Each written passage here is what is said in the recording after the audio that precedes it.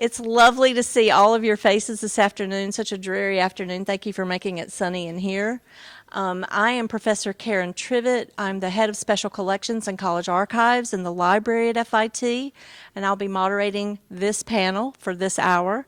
And with that, I'm just going to give you a little sense of the agenda for the next 55 minutes or so.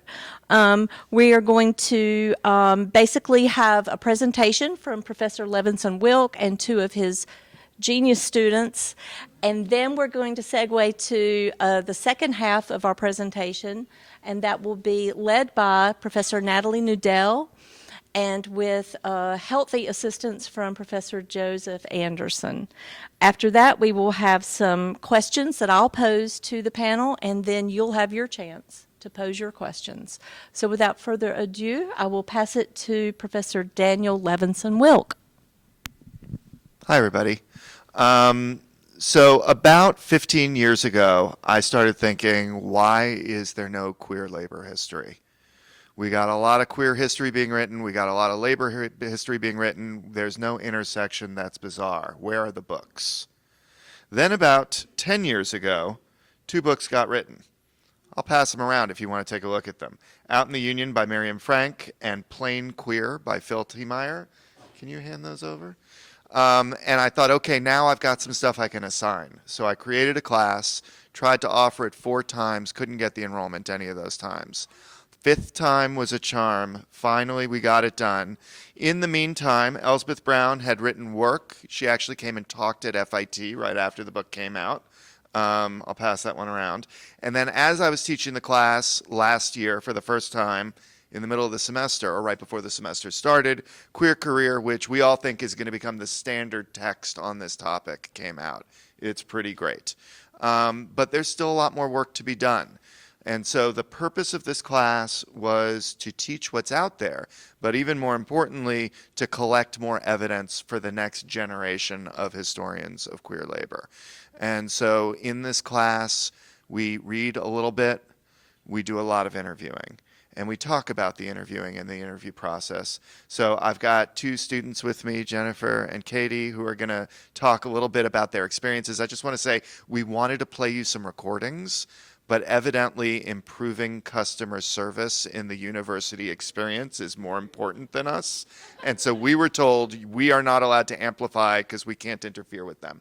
So we're not going to be able to hear the recordings, but we'll talk a little bit about them. So Jennifer, you want to go first?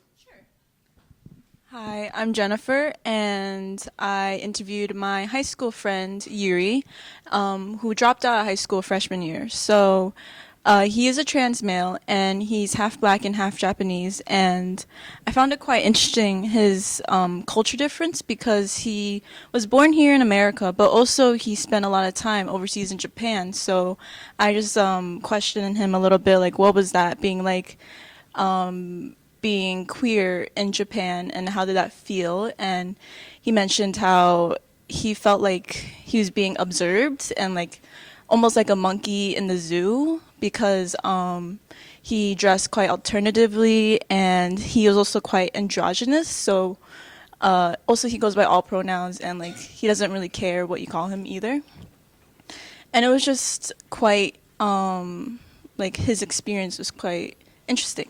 And then I asked him, like, he works in retail, like in the retail industry, and like has done several internships, but I asked him, like, has like upper management like questioned you about being queer in the workplace? And he's like, no, upper management doesn't really care, or nor should they care. Like they never were like, oh, like you're like gay, and like outed him. He's like, why would you even tell me that, you know? Like, no, like, let me rephrase that. It was more like upper management wouldn't really care if you were to tell them, oh, I'm queer. And I find that kind of like respectful, like they don't differentiate if you're queer or not. And he works at a Japanese bookstore, so their upper management is of Japanese culture that moved here from Japan to New York. And he was just like comparing that to like if you were to be queer in a different retail experience, saying like, oh, if you like worked at Sephora and you would be queer there, like it would be a completely different experience from working queer in a Japanese bookstore. So. Hi, everyone. Nice to see you all again. I'm Keidy. So for this assignment and this class, I wanted to interview someone that I've kind of been close to for the last 4 years as a textile design student, and I thought, why not interview Professor Eric Ramirez? We all know Eric. If you work here, he's a personality, and it's hard not to love him. So getting to know more about his background and his experience growing up in New York City from the 60s forward, not to out him. I know he doesn't like to talk about his age, but he's a sweetheart, and he kind of just walked me through his life and talked about his experience at school, his experience when he came to realization of his sexual identity and how that pushed him through life to live as himself. He told me during the interview he never felt like he needed to mask it or even just speak about it in general. It's kind of just like, I'm living my life as I am, and I found a lot of inspiration in that. I feel like there's a lot of people who unfortunately don't have that privilege. So it was really nice to hear about him and everything that he's gone through, and his decision to become a professor here, and everything that he's done to become a resource and a guide and a mentor to any people of the LGBTQ community that may be struggling or just need some advice. Or, I think that was the most important thing about interviewing him, is seeing how he's involved here at work and socially, and everything he does to, give back. Do I have time to say a few more words before we go to the next one? Okay. So these are the sorts of things that the students are doing in the class. We're interested just in collecting and telling stories, but we're also interested in engaging with the historiography, this word that I keep forcing on my students. How does this fit into the literature? And the book Queer Career by Margot Canaday, which is being passed around somewhere, has some really interesting arguments in it. One of the arguments is that there was an assumption that in the 50s and 60s, if you were in the workplace, you were closeted, and that your experience of being gay was something that you experienced in your leisure hours, not at work. And she's found that not to be true at all. That in fact, lots of people were in a don't ask, don't tell kind of situation where everybody knew that you were gay, and just as long as you didn't say it out loud, you were actually a really desirable employee, because your threatened status vis-a-vis the law meant that your boss could take advantage of you in the same way that undocumented workers are taken advantage of today. So there was this idea that actually bosses wanted queer people in the workplace for those reasons. And then the second really interesting argument she makes is that maybe because of that, it's HR departments in large corporations, especially in the tech industry, that are at the forefront of gay rights in the workplace. For every other group, it's unions, it's activists, it's the government, it's not the boss who protects your rights and protects you from harassment. But in this case, it is the corporation, and we find that kind of strange and interesting. So sometimes we're going out trying to investigate some of these questions. One of the things that I think is a gap in Margot Canaday's book is that she interviews queer people but not straight people. So we don't know from the perspective of those bosses, why did you hire those queer people? So we're hoping in the future we might start interviewing some straight people for this project as well. In fact, some of the students are working on reworking the questionnaire for straight people as well. And we've been trying to bring what we've found so far to the public. So this is actually the third conference at which students in this class have sort of shown a little bit of what they're doing. I can stop right there. Thank you all. Passing it on to Natalie. Yeah? Great. Okay. My name is Natalie Nudell. I'm a fashion and textile historian. I'm a a fashion and textile historian, and I am an adjunct assistant professor in the history of art department here at FIT. And I am the foremost expert on the fashion calendar.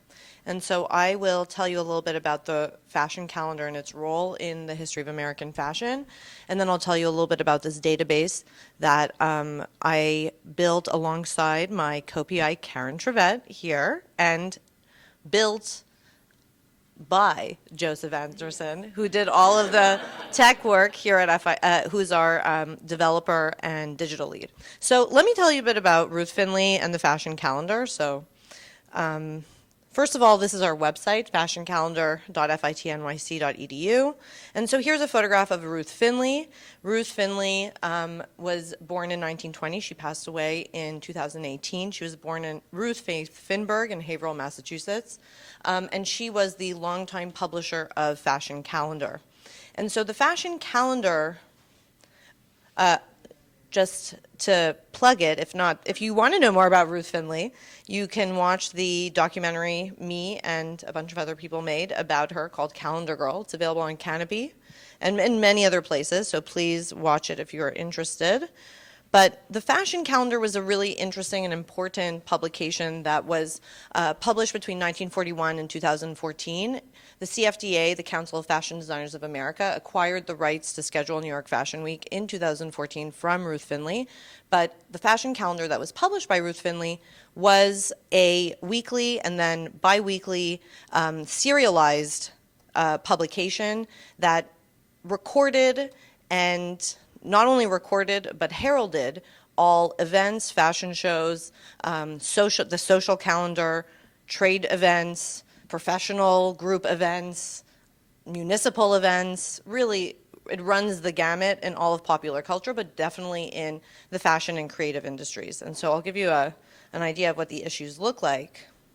And so why this was so interesting is that it was a trade publication, it was subscription, but it was really the Bible of the American fashion industry. And so there would be, minute-to-minute listings of all of the events that would be happening, the who, what, when, where, and how to get to that event, how to get an invitation to that event.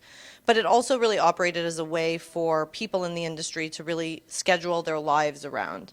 And so the incredible amount of information really provides a huge amount of granularity in understanding the dynamics of the American fashion and garment industries. Just here, the 50th Annual Convention of the National Retail Merchants Association, retailing serves America. That's what is being heralded here for January 8th, 1961, but that's just one little example. But so the fashion calendar is really interesting because in 1993, when the CFDA organized New York Fashion Week at the Tents in Bryant Park, as we know it today, the fashion calendar became the central, unique, official calendar of New York Fashion Week. And so as a result, it also included grids. And so as a result, Ruth's and her office's role was not only to list the information, but also work with designers and work with people in navigating how and where and why and where should they list where should they hold their show, and essentially really thinking about how to maximize attendance by managing the event space, etc. So the Fashion Calendar Research Database is a project that we developed and started working on in 2018. And Karen, who's my co-PI, and I were working with the grants office on trying to figure out what kind of grant opportunities there were, because I really felt like it was a very huge opportunity for not only digitization, but a digital humanities project that not only extracted all of the information, but attributed identity and more complex information to all of the people and institutions within the calendar, so you could use this huge amount of information in ways previously unimaginable. And so, as just digitization, you have every single issue of the fashion calendar completely available at your disposal, page by page, as if you were in special collections. You can flip through each page. What also makes this very interesting is that it also reflects global fashion. So all the Chambre syndicale de la haute couture parisienne shows are in here, all of the international fashion weeks, all of the global trade shows, especially as you get into later decades, etc. So using this viewer function, you can do a full text search and look for specific words, which will then pick it up within each issue. You could see that here. If you scroll downwards, you could then see all of the, information about copyright or Creative Commons. So we made everything open source. The entire database is open source. The material, the data, the algorithms that we developed is completely available for others to use and build upon.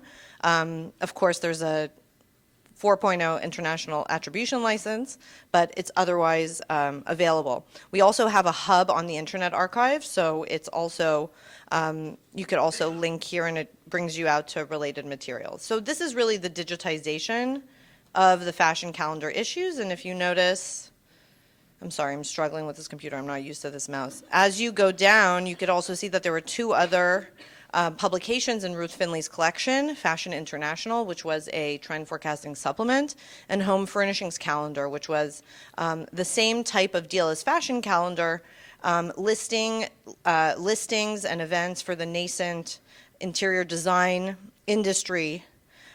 For anyone interested in textiles and interior design, it's an incredible resource and completely under-investigated. And so this would have really just been a digitization project, and that would have been great. A huge gap would have been filled in the record. However, we wanted to do more,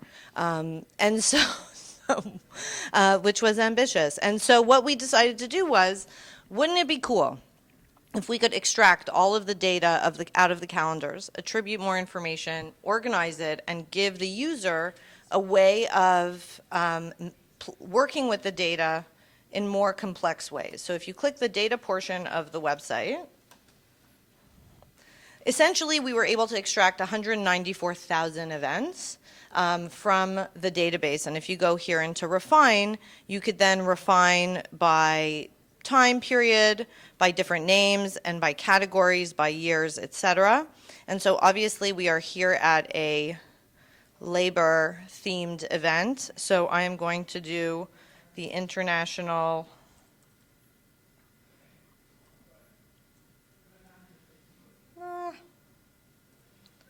Ladies Garment Workers Union and show the type of events that they listed. And so what makes this really interesting is that because we were able to extract all this information, we were able to take all of the locations and map them and transfer them into geocodes, essentially, and allowing you to then map out where events happened, where then you can click on it and then see what was the listing in the calendar. It'll then also bring you back to the page in the calendar and show you the people and terms associated with it. All of the added attributes, which the project included many student interns, and we had a lot of pedagogical we had a focus group, and we had all kinds of students really grappling with how do we use identification? What are these controlled vocabularies? What are the types of words that we're going to associate with people? And so we were able to include external sources, but then information like categories like this. You could then go into labor union and just search within that. It's showing 15 events. I'm sure there are more of them.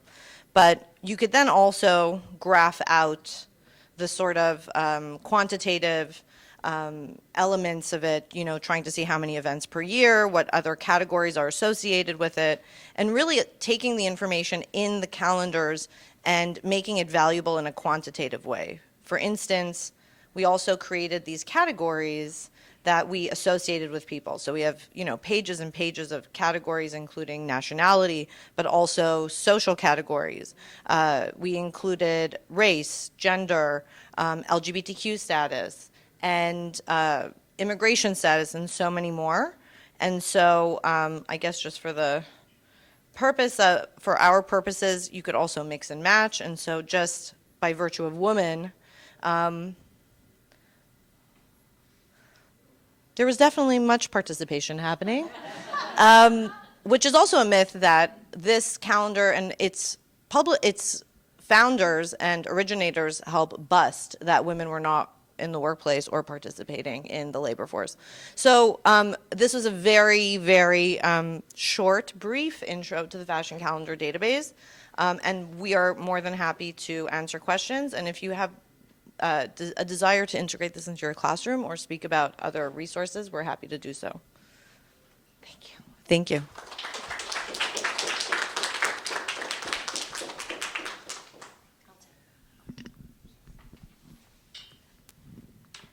Thank you, folks. Okay, I'm always expecting there's to be some reverberation here when I talk into the microphone. I'm going to start with some prompts and questions, first for Dan and his students. First of all, how have interviewees responded to your project?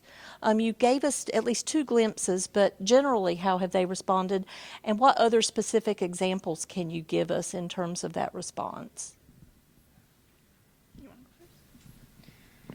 Generally, I think that the interviewees are very excited to know that we're participating in this kind of research.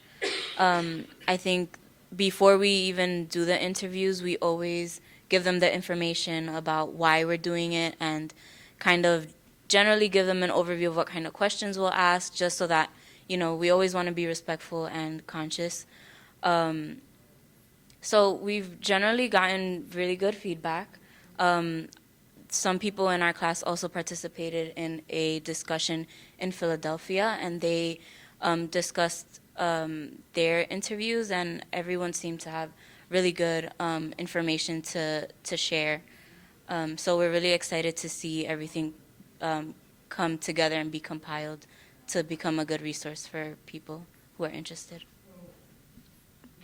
To add on to that, our teacher is very cautious about the consent of who we interview, and make sure that we have a consent and release forms to make sure that we're fully transparent about where this information will be going and how it will be used. And we make sure we show them, they print it out and they have to sign it, so they are 100% aware of what this information is being used, and there has been like no problem with any of that. And the people that we interview are very open to even like uncomfortable questions that can bring up like past traumas, but at the same time they also say that like it's kind of like therapeutic to talk about it and like get it out.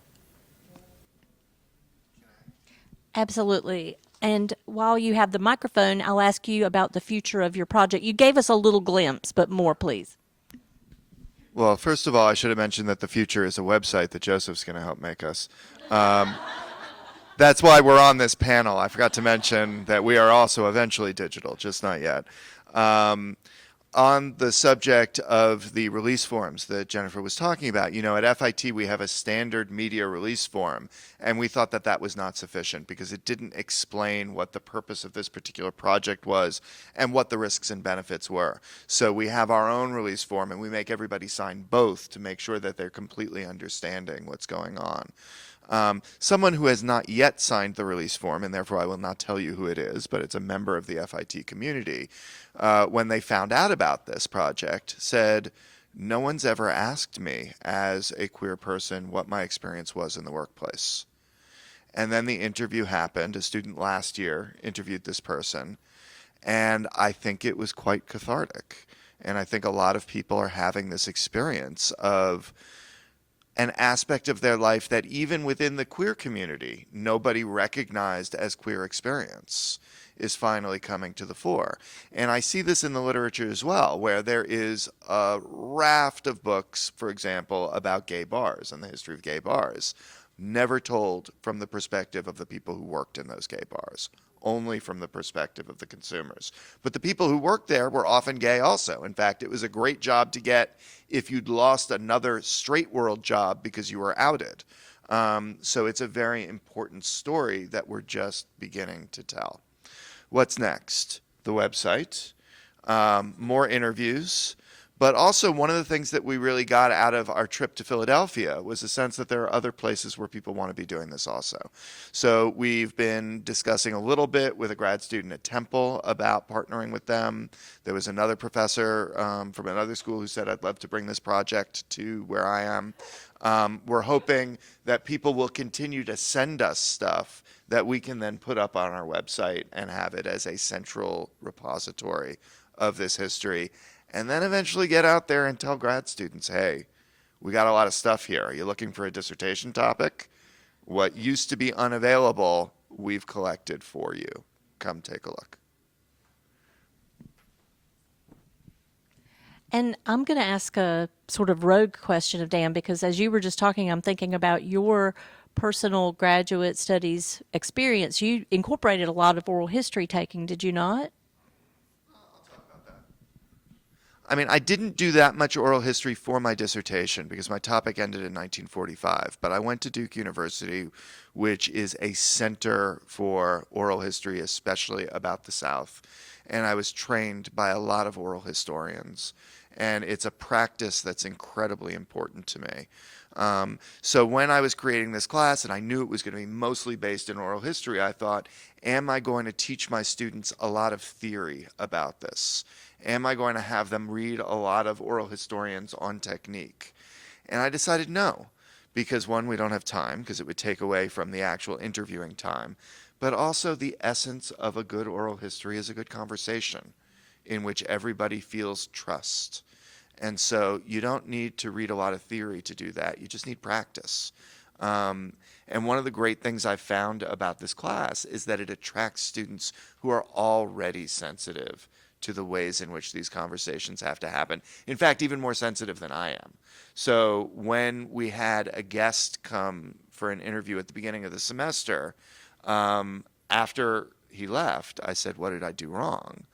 And the student said, there were a couple of moments where we could see his hands were shaking because you asked him uncomfortable questions. And I said, I didn't notice that. I'm really glad that you guys told me that. So this is a practice that I have to continue to improve in as well. And I hope that this class will give me more practice in that. Thank you. My next question's for Natalie. What was one of the greatest surprises you experienced throughout the project's development?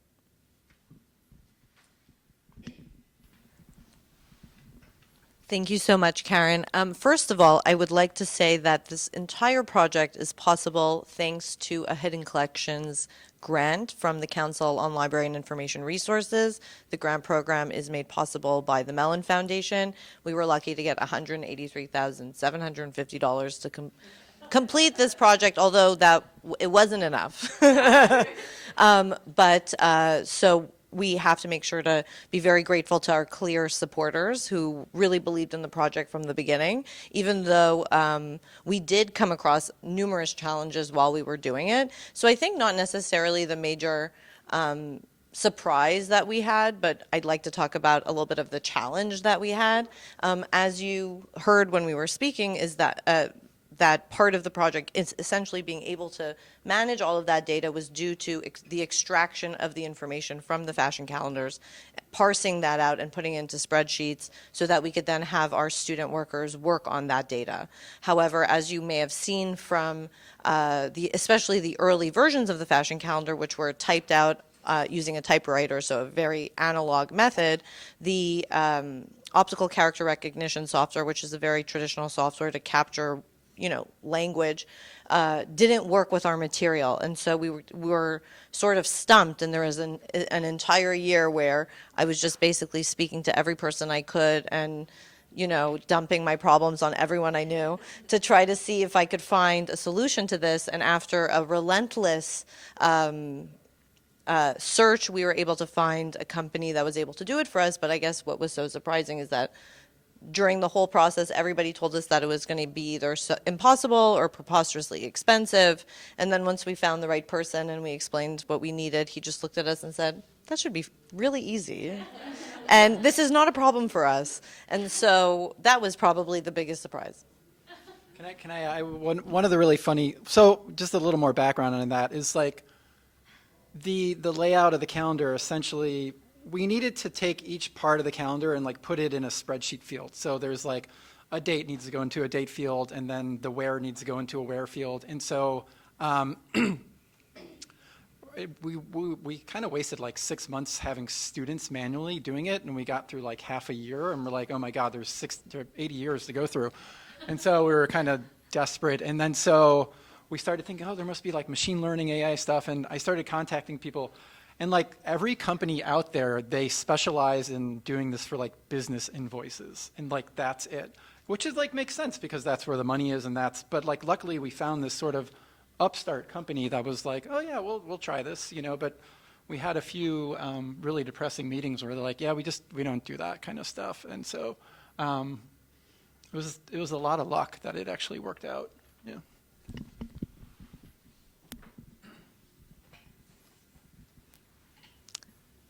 So luck comes with solid research. And I know, Natalie, you discovered this company in Montreal, I believe? Sorry. So they're actually based in Quebec City. I'm originally from Montreal, but I didn't know these people beforehand. I hadn't happened to be speaking to a friend of mine that I know from Montreal, but who lives here. And she reminded me that it's like one of the global centers for AI, which I didn't know. And I Googled Montreal AI company. And the first company that came up, said that they do what we needed. And so we scheduled a meeting. And then they did it for us. And just hold on. Oh, sorry. This question. What is the future of the project? Oh, wonderful. Thank you for that question, because what we showed you is really the first step. It really built out the scaffolding for what our dream of the second part of the project is. So first of all, we want to try to integrate the fashion show footage into the listing, so you could then not only navigate the fashion calendar, but watch the shows and experience the collections. But not only that, we also have been investigating more enhanced AI technology. So there are these new AI technologies that will scan all those videos and footage, essentially do like facial recognition for models, also pick up garments, colors, styles, patterns, etc. Create some sort of index so then you can search both the video and the text simultaneously, which enabling, you know, a multitude of research questions that have social implications and implications that have to do with labor, et cetera. And then we also have like a data portion where we're going to not extract, but sort of like transfer this, the entities, et cetera, back into Wikidata, which is like this global online community, which will then sort of build up the fashion ontology over there. And so a lot of digital stuff, but then also really trying to build it out into this much larger hub that continues to be open source and a valuable resource for not only students, but practitioners, designers, the fashion community, and making sure that all of this stuff is not siloed. What's really great is that this is an opportunity to link so much material, whereas so many of the resources that are online are behind paywalls and require, you know, very expensive subscriptions. And I'll interject a little future forecasting here in that the fact that this is an open source format or platform allows me to play with how else can we apply the lessons learned and the platform itself to different projects. So we're very excited about that and very grateful to Joseph for his mastery of the craft. And with that, I'm going to ask Joseph a few questions, or two at least. Describe some of the technological challenges you faced in the scope of the project, and what are you most delighted by? So the challenges, I would say, like, I wrote down these statistics because I was thinking about this. So like there was like about 200,000 events, and then associated with those 200,000 events were 35,000 names. But if you know anything about fashion, you know that like brands that have all these sort of like variations on their names. So obvious Calvin Klein, CK1, CK perfume, blah, blah, blah, all these things. But so we want to take all those and make them searchable by one thing. So we have to take all these variations of names and put them under one sort of like general name, just like Calvin Klein. So if you search for Calvin Klein, you'll get all those different variations, and that's called like reconciliation. So we took those 35,000 names and like scrunched it down to about 8,000 names. You know what I mean? So like that was a huge challenge, just because like that amount of work, like normally, like if you're doing it in the library world, that takes like years of work, or you know, in like a decade to like work that much, and we did it like within a year. Natalie did most of the work on that, but but like the other sort of technological challenge, I think, with this stuff, like whenever you're working with sort of like large amount of data, is you have to make all these sort of like compromises and accept that things are not going to be perfect, and you can't treat each thing uniquely. And so like one of the things that would always like affect me weird when I was like going through the data, I would just like come across this random company and I would like Google it, and it was like this fashion brand that existed for like a year in 1976. And so there's this whole story behind that, right? It's like this person's hopes and dreams went into this, and then they just like it went away. And then within the calendar, it just becomes tagged like woman company or something, you know what I mean? It gets like kind of scrunched down to that. And so you have to sort of accept that, like, even though you're generalizing all this stuff, like it's this new sort of avenue for people to find stuff and discover these sort of stories. And so, I don't know, so that was always a challenge for me to kind of just like let go of that everything could be treated uniquely kind of thing. And then so the delight, I mean, that was also kind of a delight, just like I don't have a background in fashion, but like sort of my understanding of fashion was this kind of very general, like there's like 15 big brands, blah, blah, blah, you know, there's Gucci and this and that. But just like seeing all these names and finding all these people, I just like, they put their life into this and they made a brand, and that's what they did. And then it was around for 5 years, and you know what I mean? So I thought that was just like really interesting to see that, and then to see these patterns in the data, and then like to get to map things out and see. I remember the first thing that I saw that I thought was really cool, like, because I've only been living in New York for like 8 years, and I kind of have an understanding of like how things are moving around New York, was like how I would look at the map data, and so like originally like all the stuff in New York was like in Midtown, and then you'd start seeing it like in the 70s or 80s like shift more downtown. Like, oh yeah, that's how like history went, you know what I mean? And just like seeing it in the data is cool. But yeah, so that was delightful. Yeah. Take it around this way,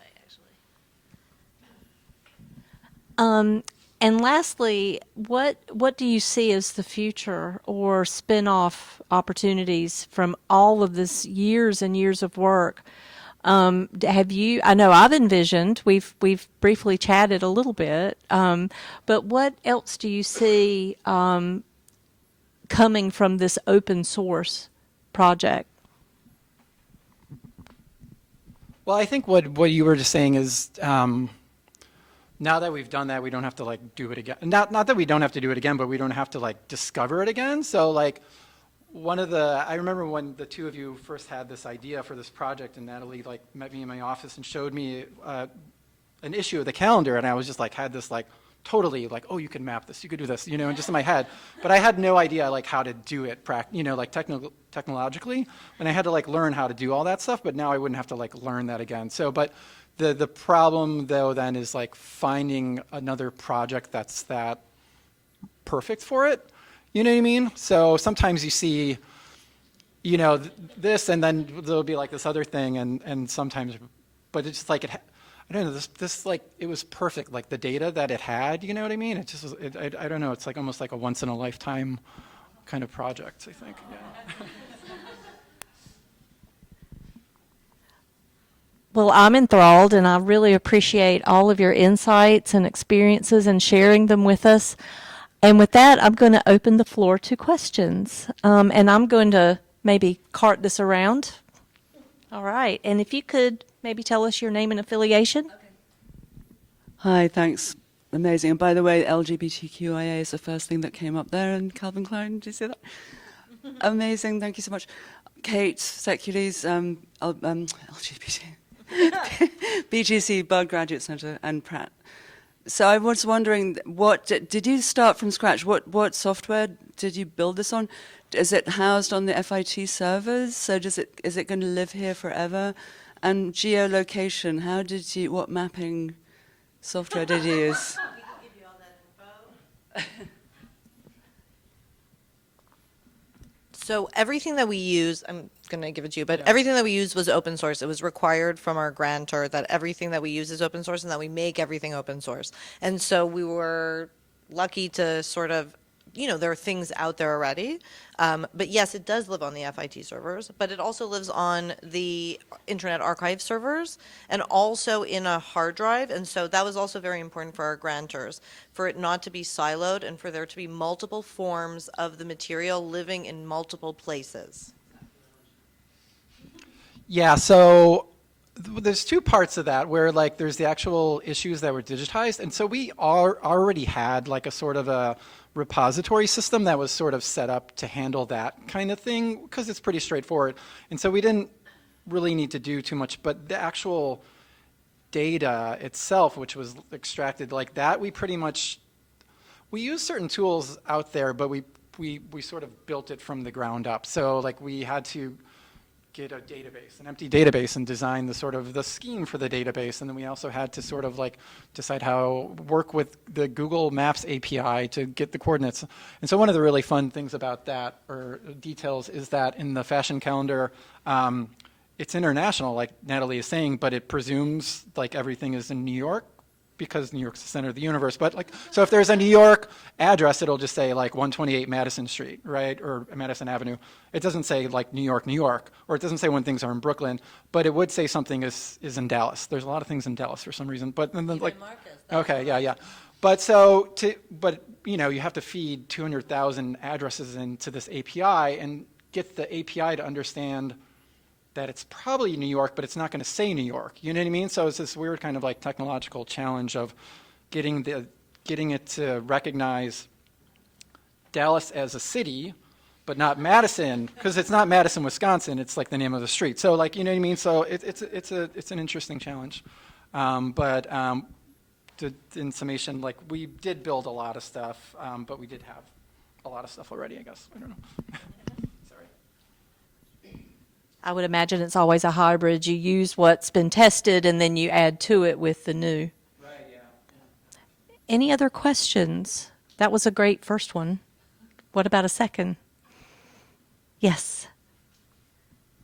This is yes. My name is Helen Lane, and I'm with the FIT Library. So my question is for Daniel and his students. Hey.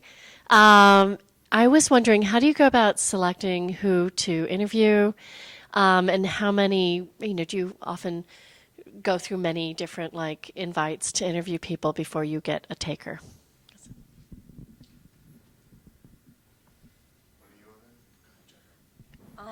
So my high school friend Yuri was actually my second choice because I had tried contacting a woman that I met at a concert years ago who is LGBTQ, and she's a photographer. So I felt like that would have been an interesting job industry to question about being queer in. But unfortunately, I didn't get like a clear response. And so in terms of like who I like, the decision of how we decide, our professor wanted someone who was older because people who are older have more experience, of course. But also at the same time, I feel like it's also nice to get young people's opinion because we're the new generation and like we still have experience in the work, even though it's not as in-depth as someone older. I was kind of fortunate enough to have an idea of who I already wanted to interview as we kind of learned more about the project and what the end goal was. I wouldn't say that's the case for everyone. We were kind of just given an idea of more or less the demographic that we were looking for, like Jennifer said, people who are, a little bit older, who kind of have experienced the changes of time. I think a lot of industries have changed a lot. So we just kind of had that general idea. A lot of people interview a friend. Some people have interviewed people that they don't even know, that they kind of just like through resources, like even a professor has his contacts and they've kind of just emailed them and if it goes through and they're comfortable with giving us that information, then perfect. And that's kind of just how we've kind of navigated around that. Yeah, I want to say one more thing about that. Originally last year, the students decided that they wanted to focus on 3 particular sectors. They wanted to do the theater, restaurants and nightlife, and health and medicine. And then even in the midst of that class, a lot of people were like, well, I'm going to go do something else. So I don't have a problem with people picking from whatever industry, wherever they want. I'm interested in having a mix of industries that have traditionally been friendly to queer people and industries that have traditionally not been. I also have been asking FIT faculty sometimes because it's very convenient. I have a fantasy that I don't think I've ever told Karen, that we go back and contact everybody who's given an oral history and say, hey, can we interview you again for this other project? But I don't want to put too many limits on that because I really want it to be student driven.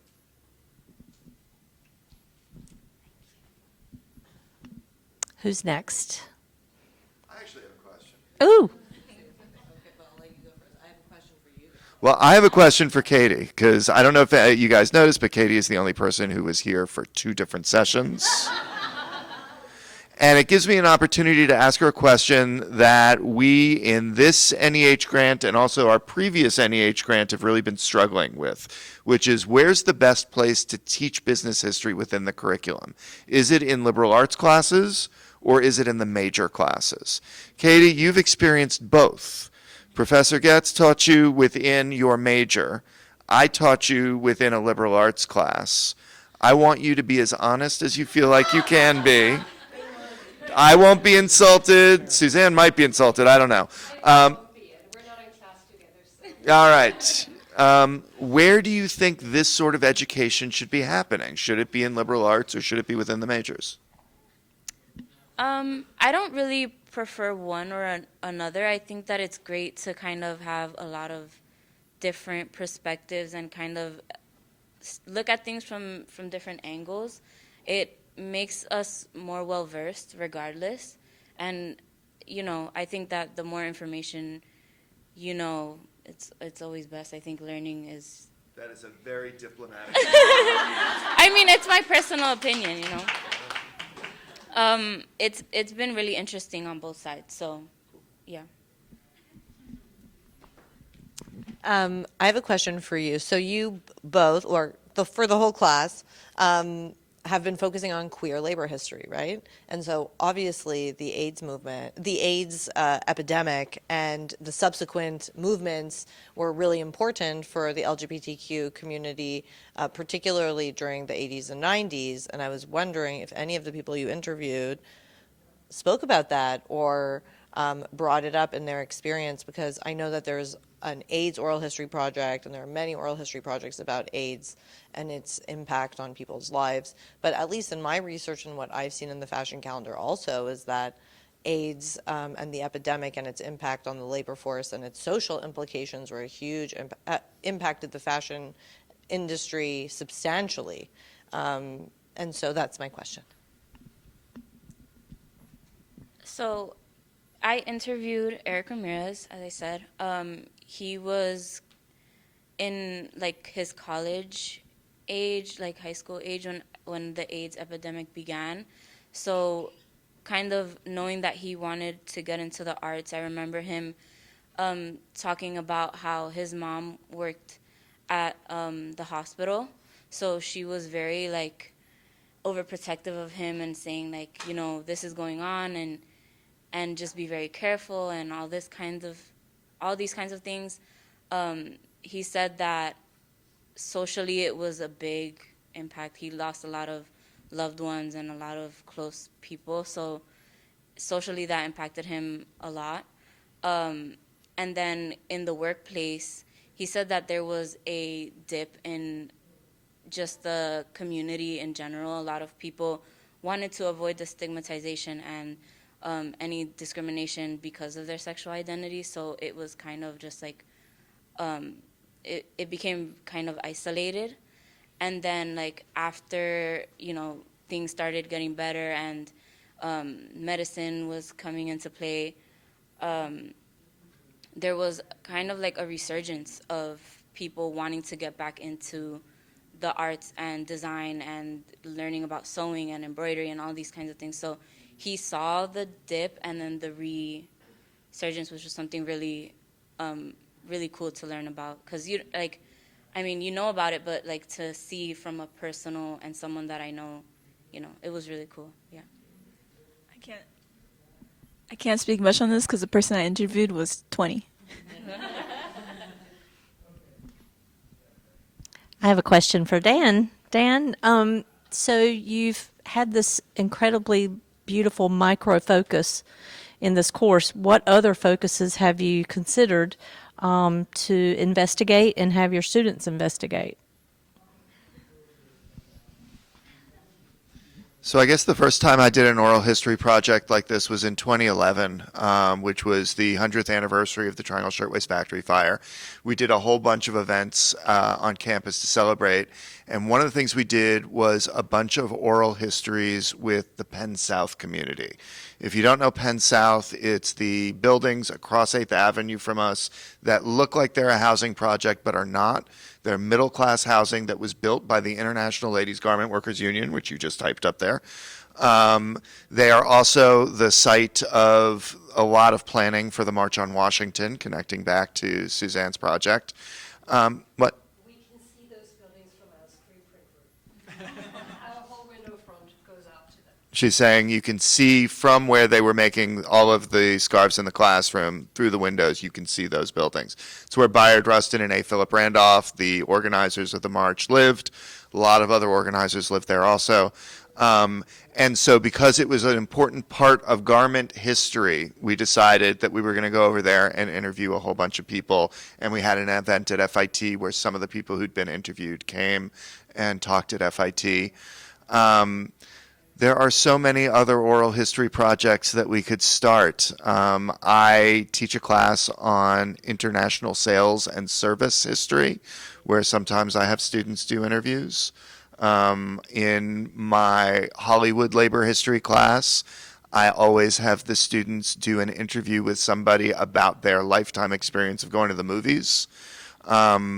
In my U.S. survey class, one of the assignments is always interview an older loved one about the first memory they have of living through a historic moment. JFK assassination, usually. So I really try to integrate oral history into the classroom, even if it's not something that I'm collecting in the way that we're collecting for the future.